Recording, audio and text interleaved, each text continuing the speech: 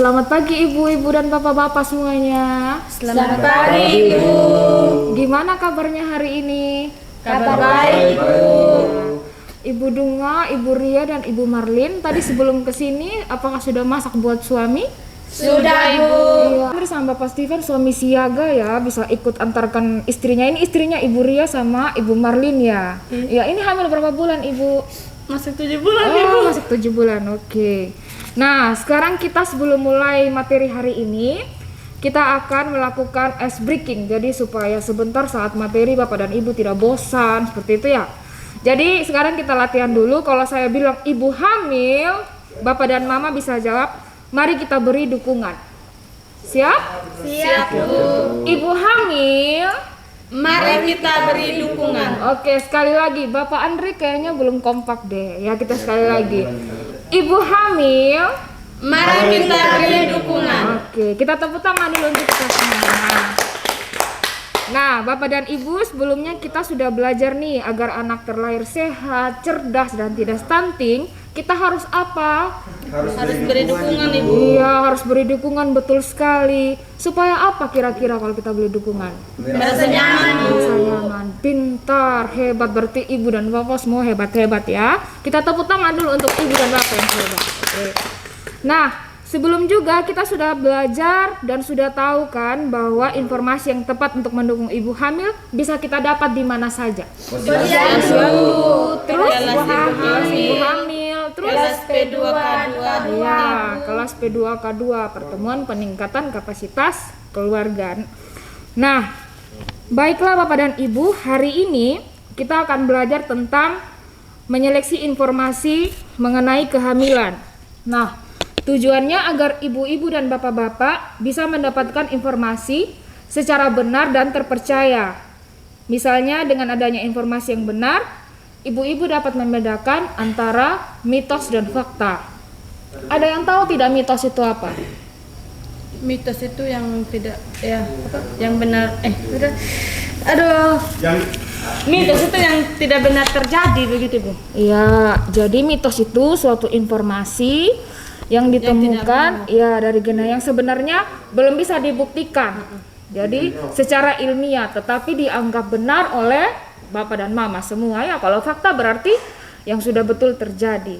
Nah, sekarang saya mau tahu dulu nih, mau tanya, ada yang tahu tidak kira-kira informasi tentang kehamilan itu bisa kita dapatkan di mana saja? Buku pink Ibu. Iya, buku pink ya. Buku pink itu buku kesehatan ibu dan anak. Jadi yang biasa Ibu Ria, Ibu Dunga, Ibu Marlin bawa kalau pergi posyandu. Jadi itu diisi berat badannya berapa, imunisasinya berapa.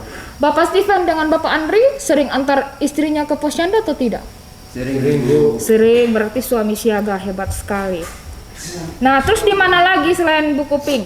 Posyandu, terus kelas ibu hamil, terus bidan atau dokter. Nah, sekarang kita akan bermain benar dan salah. Jadi nanti saya akan bacakan pernyataan. Kalau menurut Bapak dan Mama itu jawab pernyataannya benar, tinggal jawab benar, sebutkan alasannya, terus dapat informasinya dari mana. Kalau pernyataannya menurut Bapak dan Mama salah, berarti tinggal sebut salah, dapat alasan dan informasinya dari mana ya. Ya. Sekarang kita mulai. Pernyataan pertama, ibu hamil tidak boleh makan telur dan ikan karena berbau amis. Betul atau salah? Salah Ibu. Salah. Kira-kira apa alasannya Ibu Ria bilang salah? Karena telur dan ikan mengandung protein Ibu. Ya, protein ya. Berarti itu mitos atau fakta? Mitos. Mitos. Karena itu sebenarnya yang benar itu ibu hamil harus mengkonsumsi protein hewani atau nabati kalau protein telur dan ikan. Hewani ya, kalau nabati berarti tumbuh-tumbuhan. Ya, kita tepuk tangan dulu buat Ibu Ria. Ya, berarti Ibu Ria rajin posyandu. Nah, pernyataan yang kedua, ibu hamil boleh berhubungan intim atau tidak, atau berhubungan seks dengan suami saat hamil. Boleh atau tidak, benar atau salah? Salah Bu. Benar Ibu. Benar. Nah, terima kasih Bapak Andri. Ibu Ria benar, kira-kira alasannya apa? Selama kehamilan sehat Ibu. Ya, selama kehamilan itu sehat dan normal, ibu hamil itu boleh berhubungan intim dengan suami karena bayi dalam kandungan itu sudah terlindungi oleh kantong ketuban, jadi tidak akan menyebabkan keguguran. Kira-kira Ibu Ria, Ibu Dunga, dan Ibu Marlin mendapatkan informasi itu dari mana saja?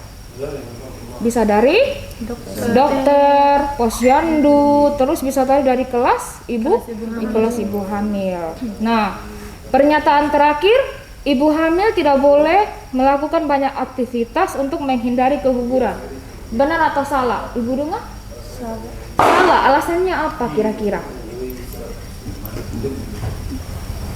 Alasannya sebenarnya mereka boleh melakukan aktivitas, kecuali aktivitas apa yang tidak boleh? Melompat boleh tidak? Tidak boleh.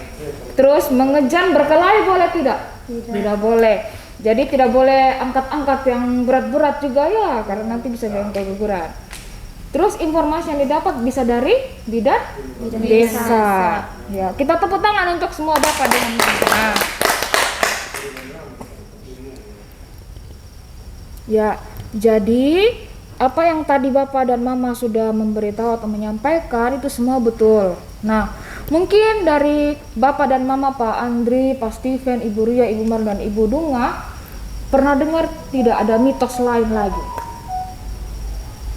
Selain yang tadi yang 3, kira-kira ada mitos atau kebiasaan ibu hamil yang dianggap mitos? Itu lilit handuk. Lilit handuk. Oh, di kampung Ibu Ria di Lomboya tuh kalau lilit handuk kenapa? Itu tali pusatnya bisa terlilit. Ya, kalau itu menurut orang-orang di Lomboya seperti itu ya, kalau gantung handuk tidak boleh buat ibu hamil karena nanti kalau pas melahirkan tali pusat bisa berlilit. Nah, itu dikatakan mitos, sebenarnya tidak ada masalah seperti itu ya. Ya. Terus kita tepuk salut untuk Ibu Ria. Jadi nanti saya ajukan tepuk salut. Salut, salut. Salut, salut. Salut. Kita sekali lagi ya. Tepuk salut. Salut, salut. Salut, salut. Salut. Nah, jadi ibu hamil dan anggota keluarga perlu bijak dalam memilah dan memilih informasi.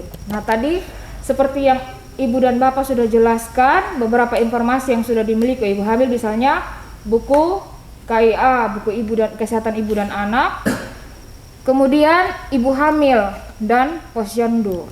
Nah, untuk memastikan informasi tepat atau tidak, kita bisa bertanya pada bidan atau pada dokter saat kita mengikuti posyandu atau kelas ibu hamil. Ya, seperti itu ya. Nah, ibu hamil juga dan keluarga dapat mencari informasi dari sumber yang terpercaya seperti pemerintah atau ahlinya, yaitu dokter atau bidan tadi.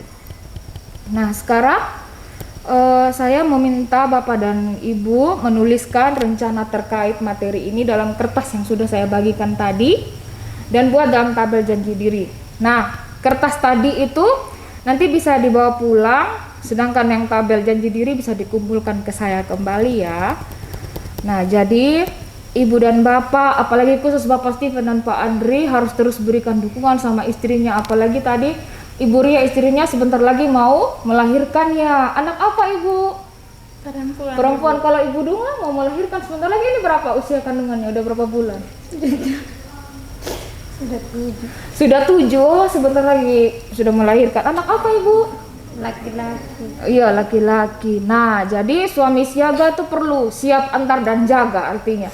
Jadi kalau Pak Steven dan Pak Andri, kalau Ibu Ria sudah bilang, Pak, saya mau melahirkan, harus tetap siaga, langsung antar ke puskesmas terdekat ya. Bisa tidak Bapak?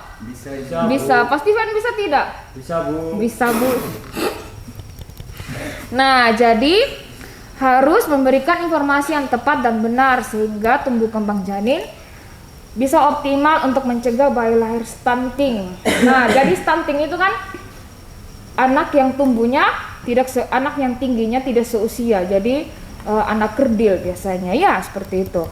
Nah, oke, sampai di sini ada yang mau bertanya? Kalau tidak ada berarti saya ucapkan terima kasih atas waktu dan kesempatan dari Bapak Andri, dari Bapak Steven, dari Ibu Dunga, Ibu Ria, Ibu Marlin yang telah datang ke sini untuk mendengarkan tentang bagaimana kita mencari informasi atau mengakses informasi dan layanan yang tepat. Oke. Nah, kita akhiri dengan kita ulangi lagi yel-yel tadi ya. Ibu hamil, mari kita beri dukungan. Oke, siap? Siap, Bu. Ibu hamil, Mari kita beri dukungan. ulang lagi. Ibu hamil, Mari kita beri dukungan. tepuk tangan. Oke, terima kasih. Sama-sama Ibu.